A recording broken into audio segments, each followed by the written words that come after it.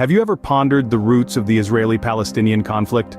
Our journey begins in the late 19th century, a time when the winds of change began to stir across the globe. This period marked the birth of Zionism, a movement advocating for the establishment of a Jewish homeland in what was then known as Palestine. Theodor Herzl, a journalist and playwright, was one of the pioneering figures of Zionism. Herzl's vision was sparked by the rising tide of anti-Semitism he observed in Europe. He believed that the establishment of a sovereign Jewish state would provide a safe haven for Jews worldwide. As we traverse the timeline, we land upon a pivotal moment in the year 1917. The world was ensnared in the throes of the First World War, and amidst the chaos, the British Foreign Secretary Arthur Balfour issued a declaration. This document, known as the Balfour Declaration, expressed Britain's support for the establishment of a national home for the Jewish people in Palestine. However, it's important to remember that at this time, Palestine was not an empty land awaiting new inhabitants. On the contrary, it was home to a thriving Arab community, many of whom had lived there for generations. They too harbored nationalistic aspirations and sought independence from the Ottoman Empire. Fast forward to the end of the First World War, and the world map was being redrawn. The League of Nations, the precursor to the United Nations, granted Britain the mandate to govern Palestine. The British, in turn, pledged to facilitate the establishment of a Jewish homeland, as per the Balfour Declaration. However, this promise was met with staunch opposition from the Arab Palestinians, who viewed this as an infringement on their rights and sovereignty. The stage was thus set for a clash of nationalistic ambitions, a simmering tension that would ripple across the decades to come. 1947 marked a turning point. But for whom? It was the year when the United Nations General Assembly approved a plan to partition Palestine into two states, one Jewish, one Arab. The decision sparked a wave of joy among the Jewish community, who had long yearned for a homeland. However, the Arab community, who constituted the majority in Palestine, saw this as an infringement on their rights and sovereignty. This was the starting point of a conflict that has continued to this day. The Jewish Agency, led by David Ben-Gurion, accepted the UN resolution, while the Arab League and Palestinian Arabs rejected it. The stage was set for a showdown. The year 1948 is a landmark in this narrative as it saw the birth of the State of Israel, when the British mandate over Palestine expired. On May 14th, David Ben-Gurion declared the establishment of Israel, a moment of triumph for the Jewish people. But this jubilation was short-lived, as the very next day, the newborn state was attacked by the armies of 5 Arab nations: Egypt, Syria, Jordan, Lebanon, and Iraq. This was the beginning of the First Arab-Israeli War. The war was a brutal and bloody affair that lasted for a little over a year.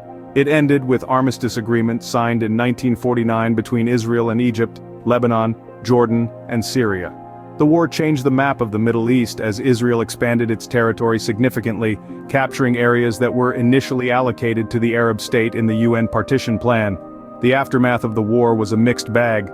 For Israel, it was a tale of survival against all odds, but for the Palestinians it was a story of displacement and loss. Hundreds of thousands of Palestinians became refugees, a problem that still haunts the region today. The landscape had changed dramatically, yet the conflict was far from over. The creation of Israel and the First Arab-Israeli War set the stage for a series of conflicts and a prolonged struggle that continues to affect the Middle East and the world at large. 1967, a year of victory for some, catastrophe for others.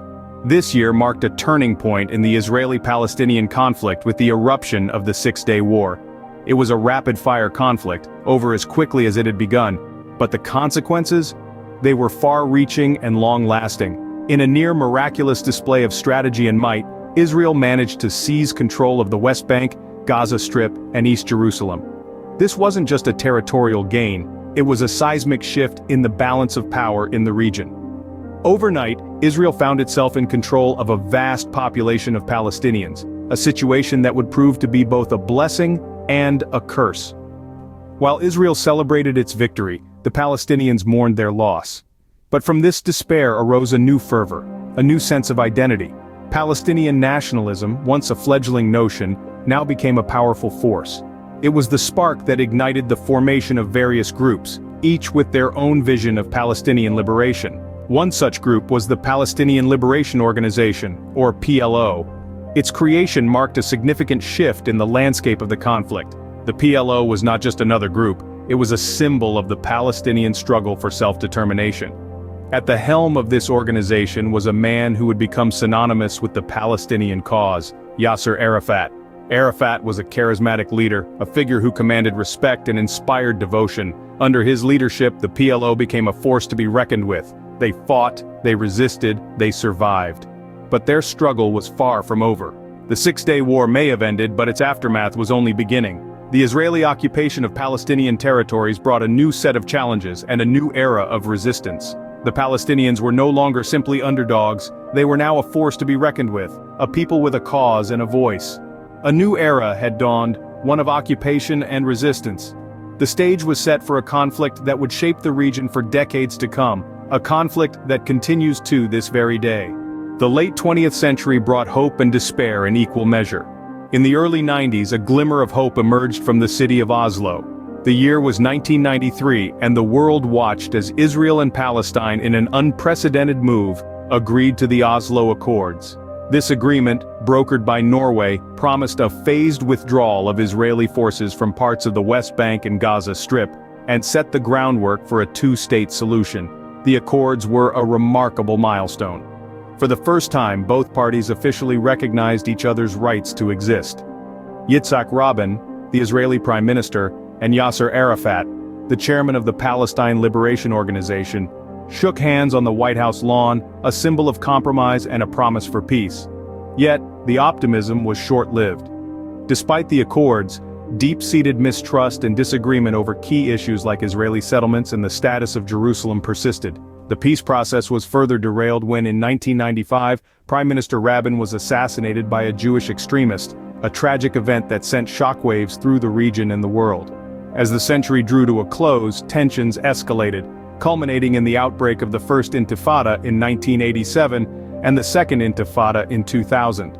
These Palestinian uprisings against Israeli occupation were marked by widespread protests, strikes, and violent clashes. Leaders on both sides struggled to contain the situation, and the dream of a peaceful resolution seemed more elusive than ever.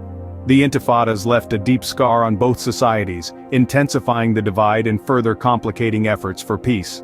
The Oslo Accords, once a beacon of hope, now seemed like a distant memory.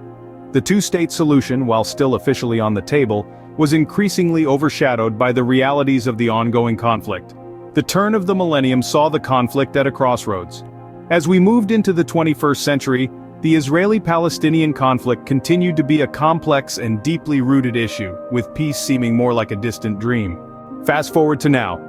Where does the conflict stand? Let's delve into some recent developments that have stirred the pot of this enduring conflict. One such major event was the United States' decision in 2018 to move its embassy from Tel Aviv to Jerusalem.